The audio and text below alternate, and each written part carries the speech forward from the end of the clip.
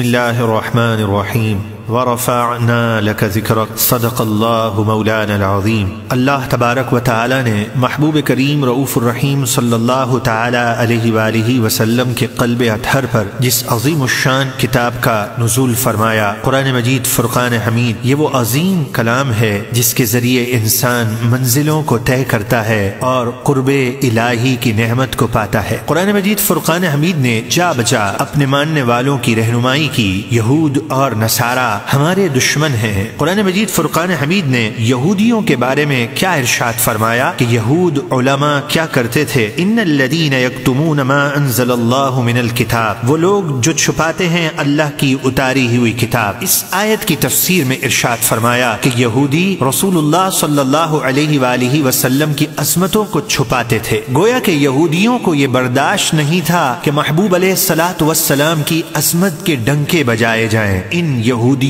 کی طریقے پر عمل کرتے ہوئے کیا ایسے لوگ دنیا میں ہیں یا نہیں؟ میں آپ کو دعوت فکر پیش کرنا چاہتا ہوں، میں محض کسی کی مخالفت کرنا نہیں چاہتا۔ کتنی افسوس کی بات ہے کلمہ پڑھنے والا، نماز پڑھنے والا ہو اور حضور علیہ الصلوۃ والسلام کا جب ذکر عام ہو تو اسے بدعت یاد آ جائے، اور بدعتی شخص تو حدیث میں فرمایا جہنم میں جائے گا معاذ اللہ۔ رسول اللہ صلی اللہ علیہ وسلم کی عظمتوں کی خاطر لوگ اپنے قدموں کو بڑھا دیں اور جلوس کا انعقاد کریں تو اسے بدعت کا نام دیا جائے، اور سادے لوگوں کو معاذ اللہ اپنے قریب کرنے کے لیے تاثر یہ دیا جائے کہ رسول پاک کے زمانے میں، سیدنا ابو بکر کے زمانے میں، فاروق اعظم عثمان غنی، حضرت علی کے زمانے میں یہ جلوس تو نہیں نکالا گیا؟ کیا صحابہ سے بڑھ کر نعوذ باللہ حضور علیہ السلام کی محبت ایسے لوگوں کو ہے؟ شیطان کتنا مکار اور عیار ہے۔ شیطان کبھی سچ تو بولنے سے رہا کہ مجھے رسول اللہ صلی اللہ علیہ وسلم کے ذکر سے بڑی تکلیف ہوتی ہے، مسلمانوں تم آقا علیہ السلام کا ذکر نہ کرو۔ شیطان کی مکاری اور فریبی سے اللہ کی پناہ۔ یہ لوگ جہاں رسول اللہ علیہ الصلوۃ والسلام کے ذکر سے روکتے ہوئے حوالہ یہ دیتے ہیں کہ جلوس جو ہے یہ بدعت ہے، تو پوچھنا ہم یہ چاہتے ہیں کہ یوم صدیق اکبر میں، فاروق اعظم عثمان غنی کے یوم میں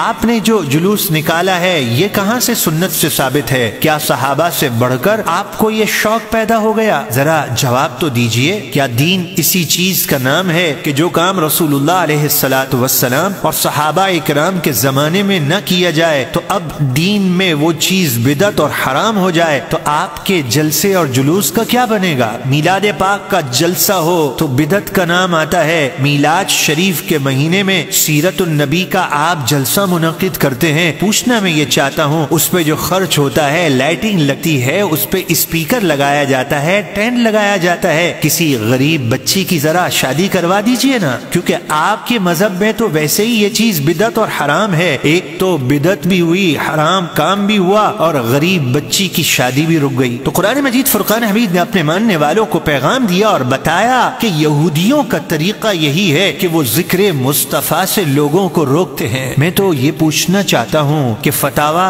دارالعلوم دیوبند میں یہ بات تحریر ہے کہ نہیں کہ آپ کی مساجد میں عید کی نماز کے بعد جو دعا مانگی جاتی ہے صحابہ علیہم رضوان سے اور نبی پاک علیہ الصلوۃ والسلام سے، یہ ثابت تو نہیں ہے؟ آپ خود اس چیز کا اقرار کرتے ہیں تو پھر یہ دعا کیوں مانگتے ہیں؟ کیا آپ کو رسول پاک علیہ الصلوۃ والسلام سے بڑھ کر دعا مانگنے کا شوق ہے؟ کیوں دین کا نقشہ بگاڑتے ہیں کہ بعد میں پھر جواب نہ دے سکے؟ آئیے امام احمد رضا کے افکار کو اپنا لیجئے، تو جہاں آج مجبوراً آپ یہ جواب دیتے ہیں اچھا کام ہو، نیک کام ہو، کسی بھی زمانے میں ہو، وہ کام کرنے والے کو ثواب ملے گا۔ آپ تحریر کر رہے ہیں نا کہ عید کی نماز کے بعد دعا مانگنے والے کو ثواب ملے گا، سیرت النبی کے جلسہ کرنے والے کو ثواب ملے گا، تو رسول پاک علیہ الصلوۃ والسلام کی عظمتوں کی خاطر جو ہمیشہ سے نعت خوانی منعقد کرتے رہے، ان کو جو آپ بدعتی کہہ کر لوگ لوگوں کو گمراہ کر رہے تھے بروز قیامت رسول اللہ کو کیا منہ دکھائیں گے؟ پیارے بھائیوں، خدارا ایسے لوگوں کو پہچانیے اور ان سے اپنے آپ کو دور رکھیں۔ نثار تیری چہل پہل پر ہزاروں عیدیں ربیع الاول سوائے ابلیس کے جہاں میں سبھی تو خوشیاں منا رہے ہیں۔ میرا رب ان خوشیاں منانے والوں کو دونوں جہاں کی خوشیوں سے مالا مال فرمائے۔ وما علی الا البلاغ۔